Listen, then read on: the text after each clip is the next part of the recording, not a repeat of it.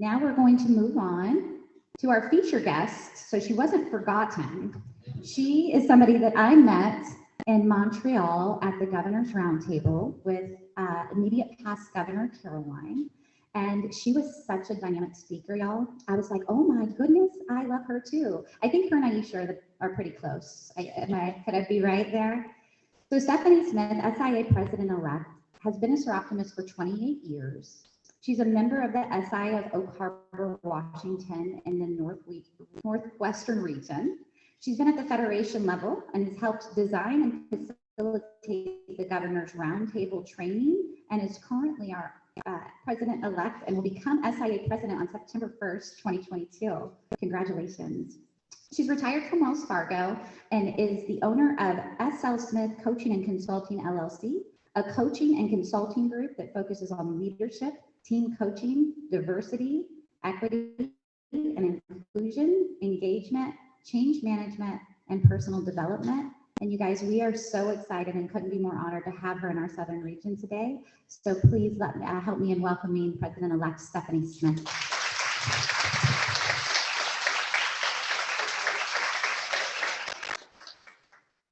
I don't know why I was automatically doing this.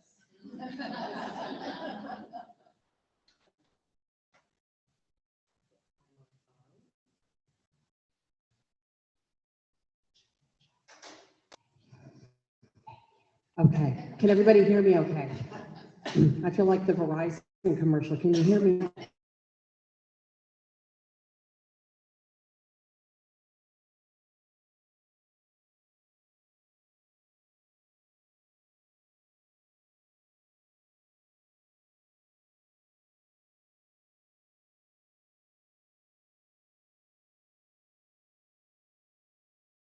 The red one. I've just been booted out. I've been kicked out of the game. So I'm going to really try hard to focus on not getting the yellow card, because I certainly don't want the red card, because that would be very bad.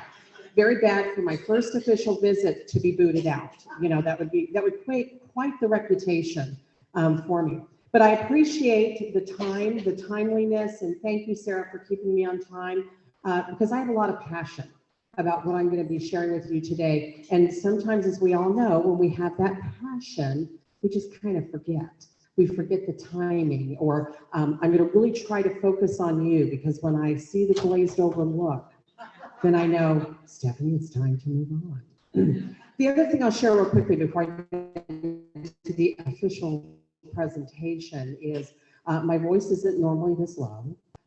I do not do voiceover recordings, and or what was the app? Somebody was talking about the app.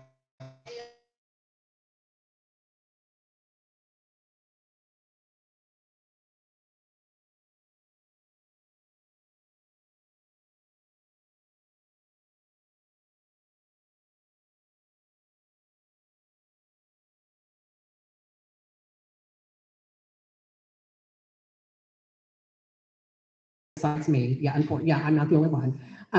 Home of Naval Air Station Whidbey Island. It is the largest island within the contiguous United States. I want you all, not right now, because that would be rude, but to Google Deception Pass Bridge.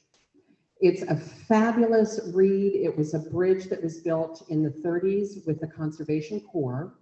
It's about 175 feet above the water. It connects the mainland, we call it the mainland. It connects the mainland to a rock, to another rock that is the start of Whidbey Island. The first time I drove over that bridge about 36-ish years ago in my 1967 Mustang, owner, so let's be clear. It was hands on the steering wheel and white knuckling it and eyes straight ahead. Now that I drive across the bridge, it's, oh, look over there, look at the people walking across the bridge, and you get used to it. But that first time, I'm saying it's not that it wasn't inspiring because of the view, it was a holy buckets moment. I don't want to look down, because if you Google the bridge and see what it looks like, it's like, really?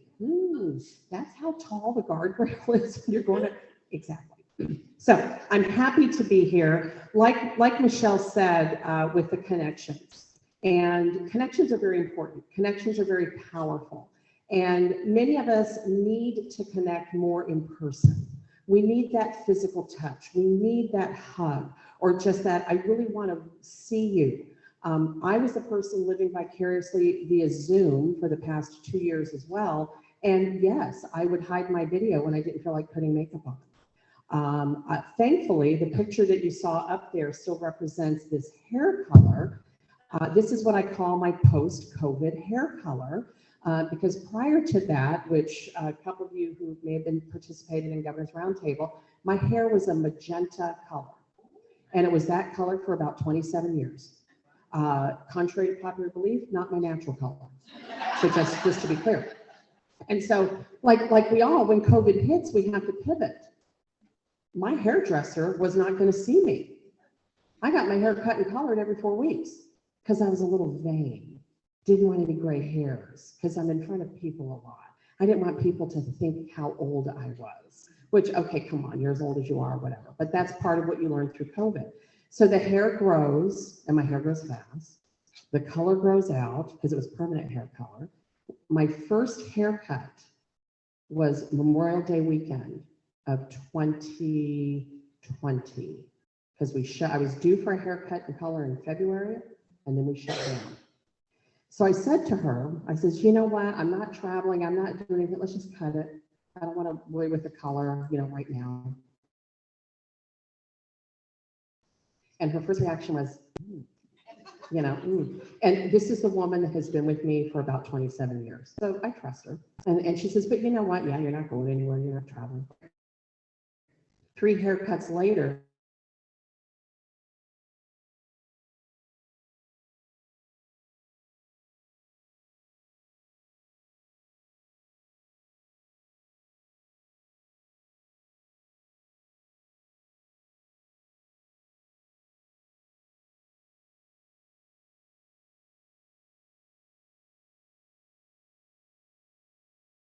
fantastic, but you don't know what's going on. February 5th, phone call from the doctor. Stephanie, you have breast cancer. Last year. What? I went in for an MRI because my shoulder hurt. My shoulder hurt. They could not find it in a diagnostic mammogram. They could not find it in ultrasound, blood tests, you name it. They did a biopsy of a lymph node, and that's where it presented first. It took a breast MRI to find this tiny, tiny, tiny little pain, right? But the good news is I sailed through it, right? Because it's about attitude. So stage 2, you go through chemo, loved all my oncology nurses. We had great fun because we laughed a lot. We told stories. I met an oncology nurse whose mother was a Soroptimist in LA back in the 50s. Her mother had recently passed. She gave me her membership pins. Very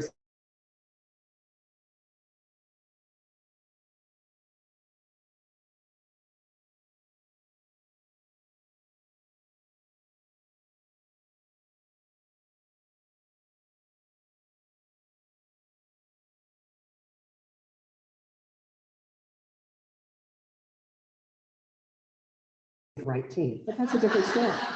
But the people, it's all about the attitude, and it's about the family, your friends, your Soroptimist family that helps you get through everything.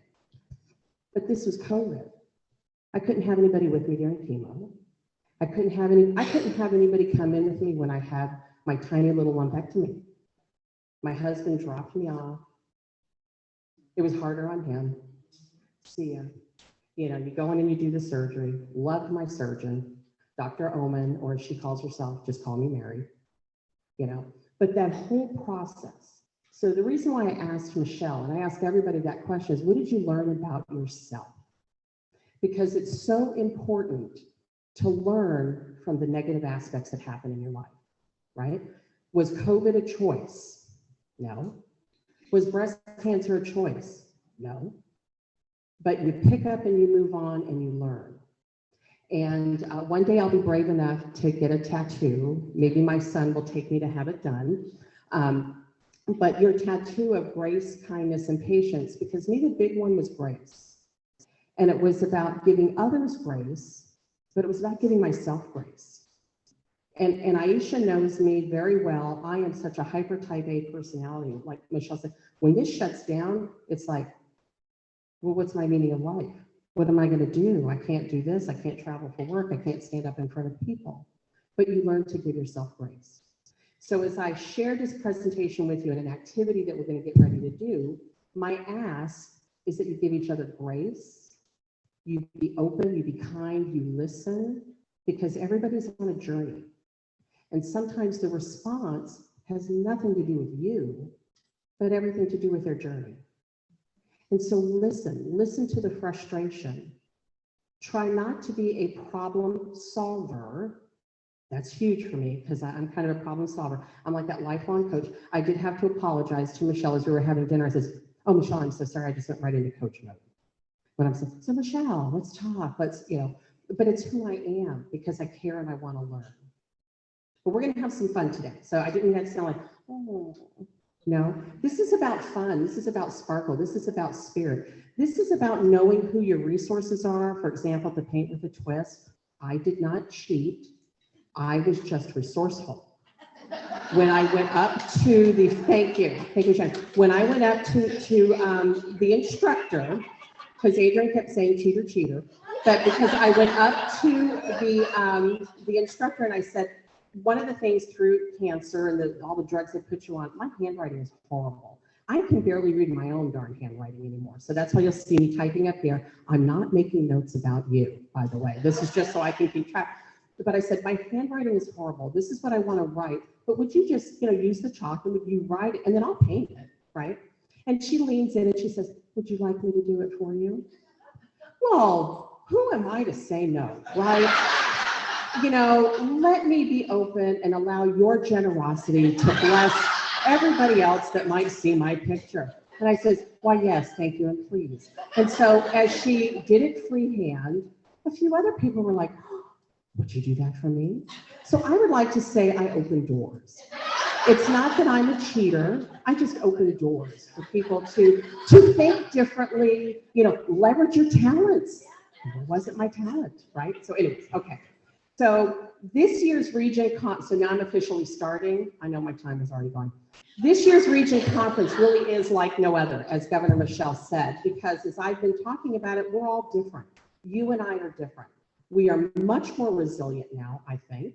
We're much more creative because we've had to think differently. I think many of us are way more empathetic. I know I am, because I was never known as the queen of empathy. Ask my family. I am the suck it up buttercup, let's get it done. I was never known as the queen of empathy. And our inner get it done is really alive, don't you think? We're going to get it done. We're going to get this done because we have to.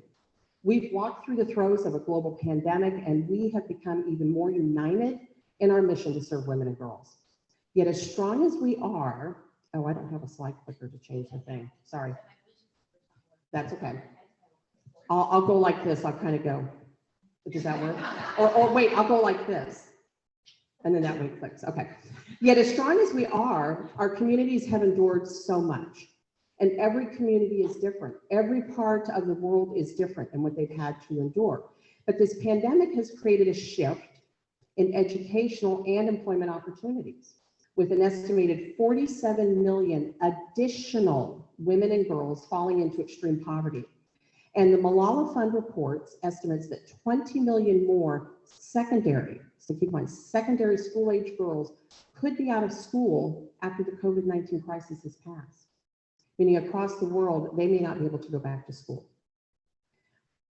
But let me tell you something, that you and I together, we're going to help change that, right? Because that's who we are. We're going to help change that.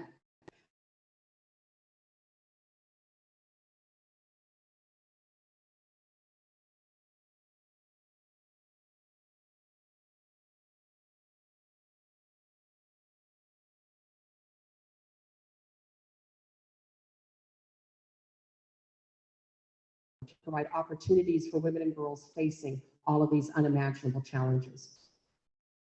We are the pillars of our communities, the caregivers, and the dream makers. And I want each and every one of you to be extremely proud. Are you proud of the work that you do? Okay, really? Are you proud of the work that you do? All right.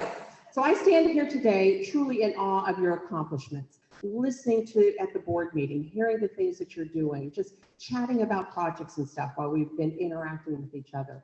And I know without a doubt that we're ready to raise the bar. So the pandemic hit, the bar was here. We're going to raise that bar. We're going to continue to do more. So I ask each of you to join me in committing to our next big goal and pledge to invest in the dreams of 500,000 women and girls through access to education by 2031. It's not 500 million women and girls, as I will periodically say. It's 500,000 or 500,000. 500,000 women and girls. That's a pretty big, audacious goal, isn't it? How are we going to get there? How are we going to get there? It's a brave goal. I've never been more confident, though, in our ability to aim high and to dream big and to not just reach that goal, but to exceed that goal.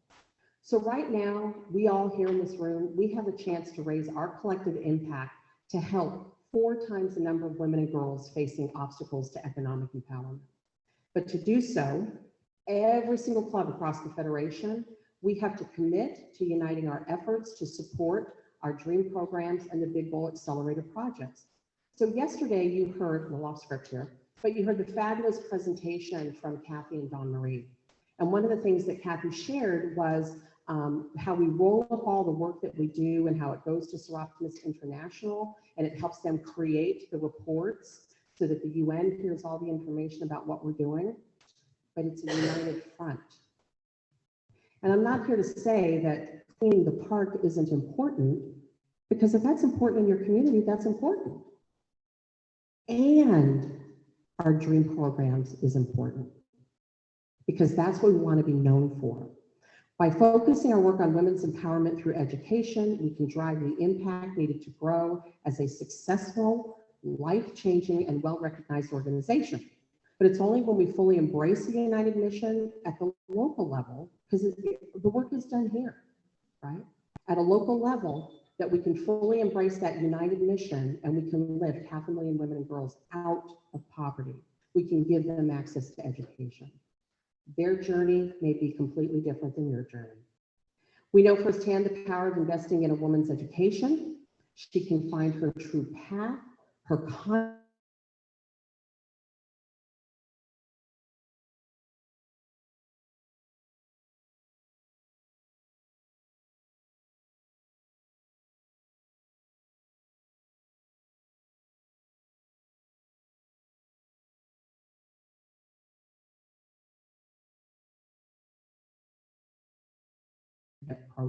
You impact the entire family. So let us show the world what we, as Soroptimists, are capable of. I know uniting our efforts may not always be easy, but when I think about the challenges we might face working toward our big goal, I really think about the resilience of the women and girls we help. It's not about my story. It's not about your story. It's about their stories. And they give us the privilege of hearing their story. We don't have the right to hear their story. We earn the privilege to hear their story. So I think about, and I'll ask you to go ahead and jump the slides up a bit here. I'll take a quick sip.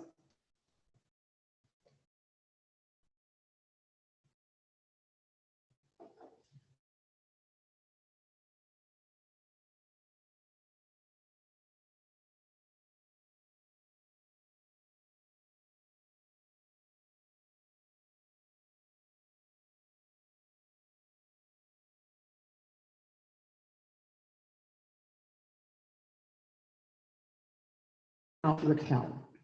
Raquel was living in a shelter in Brazil. We have Soroptimist clubs in Brazil when COVID-19 hit. And every single place Raquel looked, all she saw were obstacles like she'd never seen before. There was poverty, inequality, a lack of opportunity. And girls like Raquel were at high risk of exploitation. They were at the highest risk of being left behind. But Raquel didn't give up hope. She refused to let go of her dreams. And with the help of her local Soroptimists, Raquel found the support that she needed. And it was through a Dream It Be It project that she gained the inspiration, the knowledge, and the confidence needed to work towards a different future, a better future for Raquel and her family. And so today, and this is a real individual, Today, Raquel is at school earning her degree in human resources. She's going to be the first person in her family to graduate college. So that's a story that is out there. You all have those same stories within your clubs. I shared this during the International Tea, that when I think about resilience, I think about my own club's recent Live a Dream Award winner. Her name is Lisa Renee. She was a victim of domestic violence who had to move into a safe house after escaping that situation with a move across the country. She moved to Whidbey Island, went into a safe house. He tracked her down.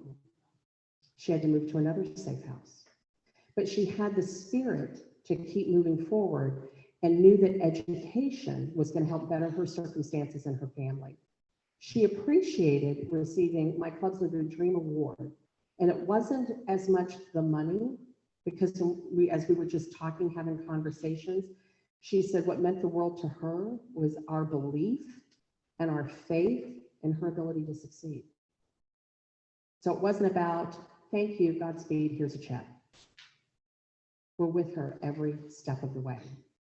And for all the Dream It Be It girls who participate in our program, for the girls who shared that we, my club, your clubs, we created an inclusive and judgment-free environment where they felt safe to share their stories of being bullied for having less than others, being bullied for having two moms, being bullied because of their life circumstances and so on. These were the girls I worked with. Working side by side with Jasmine, who was one of the Dream It Be It participants I was working with, having the privilege of listening to her story. And I shared with them, I raised boys. Girls were freaking me out, right? And so I was nervous about getting involved in Dream It Be It because it's like, oh, I raised boys. I don't know what to do with girls. She taught me. I taught her. I taught her about SMART goals, financial aid, budgeting. And then for me, when she asked me if I could write her a letter of recommendation to college, hearing stories like that makes us proud. It's a testimony to the transformative power of the work that each and every one of us does. We deliver the promise of a brighter future for women and girls despite the hardships that they may face. And it takes tremendous determination and courage for women and girls to follow their dreams.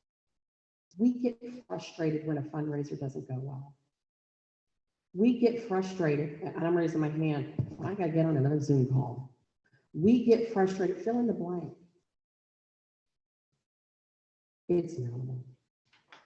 Think of what these women and girls are going through and the help that we can provide them.